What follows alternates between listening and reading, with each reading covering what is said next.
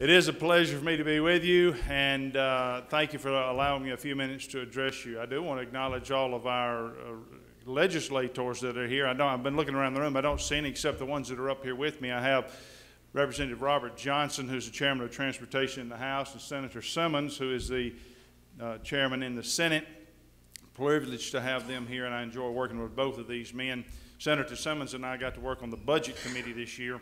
My first opportunity to work with him. I found him to be extremely qualified and competent, and he understands the issues regarding the budget very well, and it's been a pleasure for me to work with him. I also have the Speaker Pro Tem, what's your name? Snowden, the gentleman from the University of Alabama. We have had to listen to Alabama for the last 2 days in the House. We've had to watch him wear something with houndstooth on it every day since Monday night. So I'm sure you will hear something about the University of Alabama in his remarks that will come shortly. I just have a few minutes. I was given 5 minutes. I've used 2 already. I wanted just to touch on a few items that we're trying to focus on in the House that I think would be of interest to you. Obviously, everything we do is done with the consideration of the economic impact on Mississippi. Education, health care, all of those things have a direct impact on the economic condition of our state. And we have to give consideration to that with everything that we do. One of the things that has been a strong emphasis of our governors is the health care in the state. And I know there are programs that exist to put doctors into rural areas to give health care to those areas that are underserved in our state. We want to make sure we continue doing that. Statistics show that the economic impact of one doctor in a community is around $2 million. That's fantastic. We not only help provide health care to those who are underserved, we generate economic impact there, and we hopefully avoid a future drain on health care by keeping people healthy, and we help them live longer. These are some great ideas. I have to commend the governor on his efforts in the health care arena. Before he was ever sworn in last year, he took a group of us to Houston, Texas to observe what happens there in the arena of health care. We helped did the groundbreaking for the new School of Medicine on Monday of this week, and Dan Jones said it very well. He said there's a difference between supporting an issue and leading on an issue. And I have to say that our governor is leading out on the issue of health care. He, like I said, the first thing he ever did before he was ever elected governor is take a group to Houston to look about what we can do to improve health care here in Mississippi. So that is something we want to continue to do, continue to make an emphasis in that arena. Has a direct impact on the economic health of our state.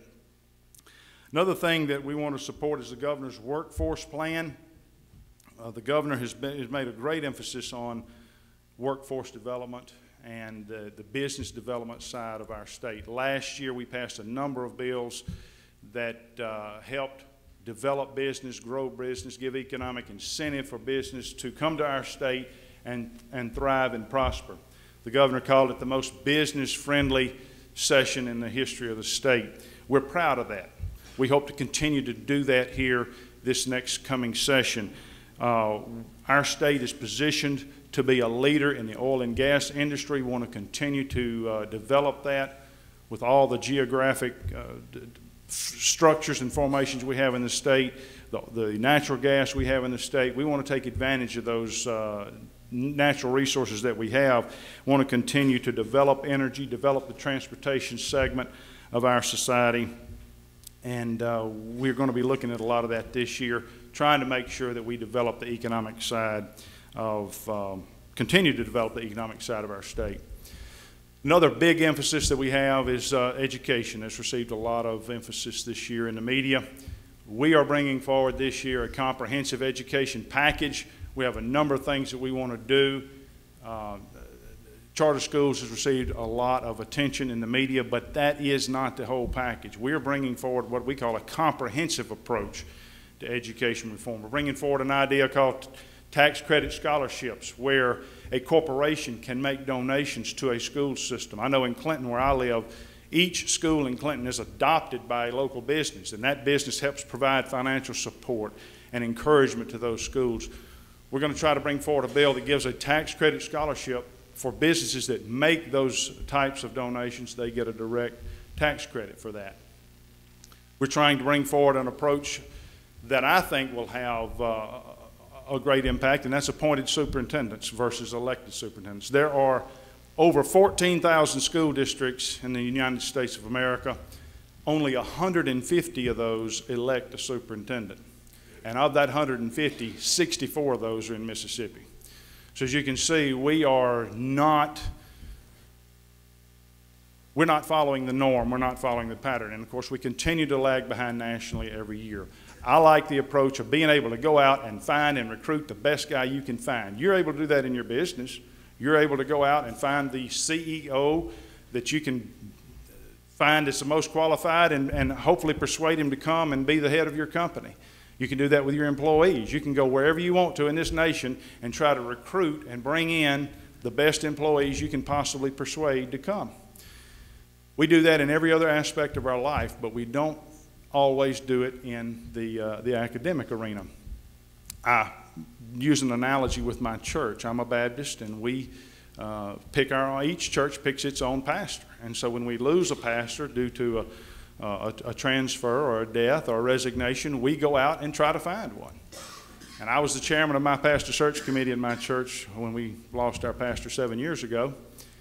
And we were able to go all over the world and recruit and find what we thought was the best guy to come and be our pastor. But if you told me I had to pick my pastor from within the walls of my church, there was nobody there qualified,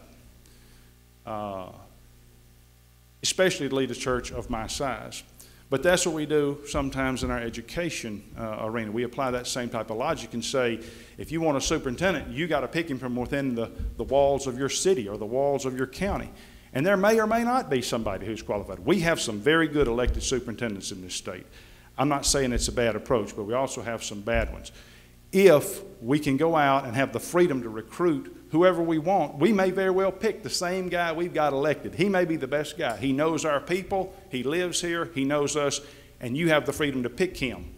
But you also may want to go out and pick someone else. So we want to do that. I think that's a big deal. We're going to bring that forward as part of our education package. Another area that's, as I said, received a lot of attention is the charter school idea. Again, this is not going to solve all of our education problems. We're not presenting it as such. It is not the panacea. It is not going to solve every education problem we have in the state of Mississippi. But it is a tool in the toolbox. It can be used in areas of this state where there's not a quality educational opportunity. That's been my mantra. That's what I've said repeatedly. We want to make sure that we're providing a quality educational opportunity to every child in this state. There are areas in this state where that exists currently. I happen to live in Clinton. I believe Clinton to be one of the best school systems in the state. That is borne out by the statistics, by the results, by the graduation rate. The kids in Clinton, Mississippi have a quality educational opportunity right now. We, as the state of Mississippi, are doing right by the kids in Clinton, Mississippi, because we're giving them a quality educational opportunity. But there are other areas of this state where that's not the case. There are areas in this state where the school system, the local school system, is not meeting the needs of those children. It is not providing a quality educational opportunity to those kids.